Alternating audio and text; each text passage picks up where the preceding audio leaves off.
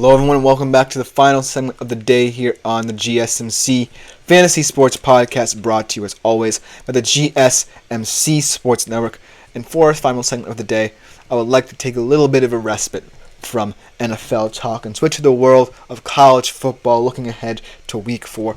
A lot of intriguing conference matchups. Yes, we are getting into conference play here, getting into the weeds of the college football season, as I like to call them.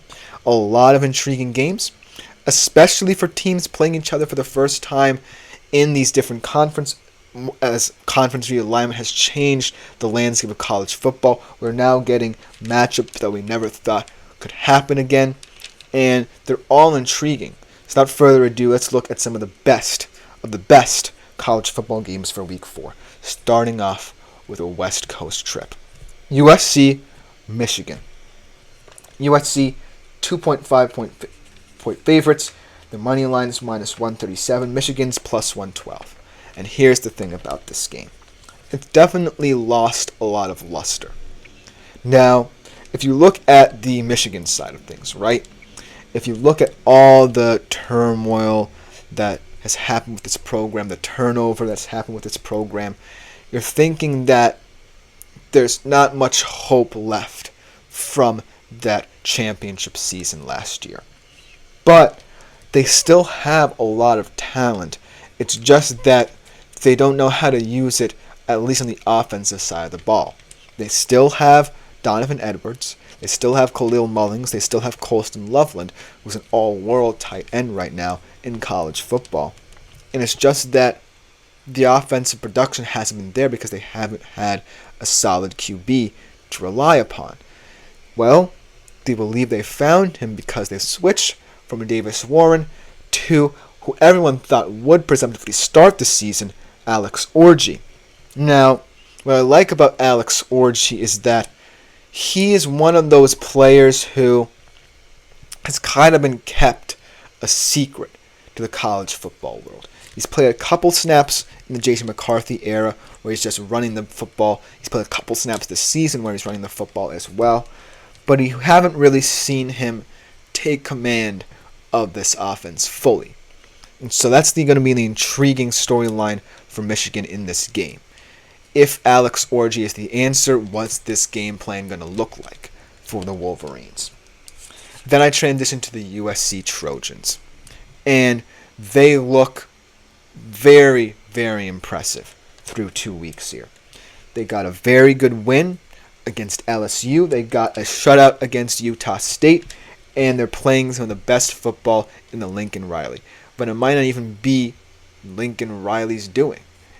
I really like the hire that he made, letting go of Alex Grinch and all the relationships they had there from their time at Oklahoma together, brings in a UCLA guy in DeAnton Lynn, and this defense looks rejuvenated. They've incorporated many transfers, many holdovers, and this defense is looking potent. But I do want to also focus on the offensive side of the ball, because there's been a lot of hype around Miller Moss as potentially a QB that could go within the first 5 picks of the 2025 NFL Draft. I say slow your roll on that, but what I've been impressed with for Miller Moss has been his ability to have poise and composure in the pocket. I look to his drive against LSU, that 2-minute drill against LSU, leading USC down the field, comfortable in the pocket, really kept that team on schedule in that situation, ultimately getting that big win to start off the year. And as the home team, they should feel comfortable, right? But the thing that could, cause them some trouble is the fact that Alex Orji has many different traits, and you don't necessarily know how he's going to use them in this offense. Sharon Moore might have done this to kind of send a shockwave through the USC Trojans' minds, but it's all going to depend on Alex Orji himself and his play in this game, because you can call the plays for a guy who you believe can be the answer for you at Michigan, but he just has to execute them very well. So that being said, I'm taking Michigan here. I think they're going to cover the spread comfortably. I think this is going to be a 2-score game. I'm taking USC 27, Michigan 13. I just don't know how Alex Orji is going to look because I don't necessarily have enough information about him to feel comfortable saying he can lead a full start for this team. But USC definitely looks very impressive at home with a revamped defense with Miller Moss looking comfortable in the system. I like USC. But then let's look at a Big 12 conference game because the Big 12 is looking like one of the best conferences to follow in all of college football right now. And this game is going to be an interesting one because there's a lot of different storylines here. Well, with Cam Rising's health and Ollie Gordon's slow start to the season, we're going to talk about it a little bit more tomorrow as well. Utah versus Oklahoma State. Utah favored by 1.5. Their money line plus 108. OK State's minus 130. And the story of this game is that these are two of the biggest contenders for the Big 12 title. But they do have some question marks, and big ones at that, surrounding what can happen to them in the future. Especially in the long term for Utah, because let's start off with them. I like Utah a lot, and I really hope for their sake they're in the debate to go to the Big 12 championship and ultimately the college football playoff. But I can't get past the fact that Cam Rising's health has always been an issue for this team. And this time, I'm not sure they have enough surrounding their backup, who's now Isaac Wilson, to really supplement him for as long as Cam Rising might be out.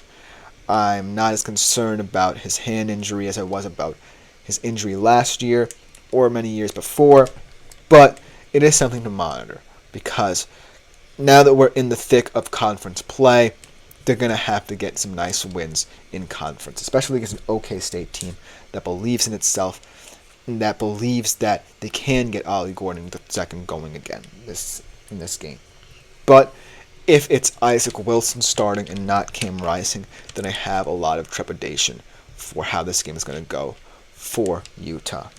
Looking at Oklahoma State, I think that even though they haven't gotten Ollie Gordon going as much as they've wanted to, Alan Bowman's been a pleasant surprise.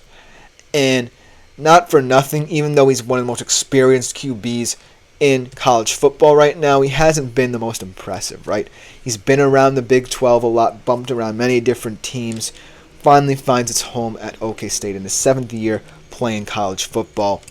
And I appreciate, that he's been able to weather the storm, but there's going to come a time where he's just not going to be up to snuff. I can't overlook the fact that last season he almost had as many touchdowns as almost as many interceptions as touchdowns thrown. And in this Oklahoma State setup, I do think that Ollie Gordon is still king. I think that he will find his footing again, and in this game especially, I do feel like they want to take advantage of situations where Utah might be getting a little bit behind the 8 ball, especially if, Isaac Wilson can't keep that offense on schedule. So look for this to be a close game. Look for it to be a very important game right down to the end. But I am going to take Utah in this one. And the reason why I'm taking them is that I just believe in their defense a little bit more than OK State's. I believe that Utah has built to this point they can handle the Cam Rising injury on both sides of the football. Isaac Wilson, he wasn't that impressive, but he was competent, didn't turn the ball over that often in that game against Utah State. So, as long as Utah can stay ahead of schedule on both sides of the ball, I think they should be fine. I think that they're going to cover just barely 24-21 will be my final. Now let's look at another new conference game. Tennessee, Oklahoma. Tennessee, 7.5-point favorites. Minus 162 in their money line. OU is plus 134. And this game really is intriguing. Josh Heupel facing his former team in terms of where he came from. Oklahoma assistant, obviously. And this game should have some very interesting storylines in terms of how both of these teams are building to start the year. In Tennessee, they have the new quarterback in Nico Iamaleava. Looked very impressive through 2 games. Really against Kent State, even though he didn't play that much because of that blowout score, which was very ridiculous in my opinion. I think that, just getting him involved, utilizing this offense to the best of its abilities, I really like what Tennessee has shown me thus far. Whereas Oklahoma, you can say they've been impressive in terms of getting to be undefeated at this point because they could have lost those games, though. I think that Jackson Arnold really is working his way into the system, doesn't necessarily look comfortable, unlike what Nico has shown us early on. And the defense, yes, they've been very good. I like this Oklahoma defense a hell of a lot, but I do think that they can't necessarily put it all together. They haven't shown cohesion in both units thus far. So that's the reason why I think Tennessee should feel like a heavy favorite. They played well on both sides of the ball. Their defense, one of the best in the country. And Josh Heupel has these boys flying up and down the field. I like Tennessee potentially in a bit of a quote-unquote blowout here. I think that Tennessee can run Oklahoma off the field. I think that Oklahoma simply isn't ready at this current moment in time for conference play. If this game would have happened, let's say 2 or 3 weeks on the road, then maybe they would be ready for it. But it feels like they're getting thrown into the fire here way too early, Oklahoma. So it could be a bloodbath for them. I'm taking Tennessee 37-20 in this one. And then the last game, NC State-Clemson. Look, neither of these teams are where they want to be at this point in the season.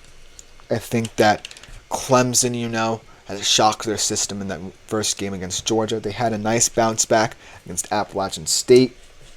But at the end of the day, they really aren't the same Clemson as we talked about when they were in their little dynasty period in the early to mid 2010s. And then NC State kind of lost a little bit of its luster in terms of its top 25 pedigree, but they still are a dangerous team. I like Grayson McCall, obviously been around as well, been at Coastal for a long time, coming over to NC State. He's one of the more experienced QBs in college football. I like the receiving core, but it's going to come down to, whether I believe Cade Klubnik has more performances like the one against Appalachian State in him. I think he has a couple in him left. He's going to have them, especially. They're 11.5-point favorites, and they're minus 165 in the money line.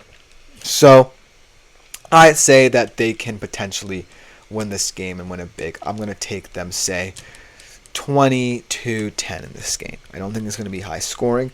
I think there's going to be a very weird ACC game. But overall, let me know what you think in the comments, because all 4 of these games, very exciting, indicative of conference realignment, and they could go either way. But let me know what you think in the comments, whether I got it right or wrong in terms of college football. But that will just about do it for the show. Thank you all for tuning in. Thank you for your comments as well. This has been the GSMC Fantasy Sports Podcast, brought to you as always by the GSMC Sports Network. I've been Christopher Shepard. Thank you for tuning in yet again. Please consider liking, following, and subscribing to the show on the network. Is greatly appreciated.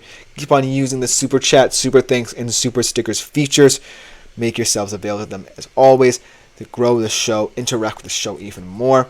But thank you all for tuning in. We'll be back tomorrow to close out the week on the GSMC Fantasy Sports Podcast, same time as always. I've been Chris Shepard. Thank you all yet again.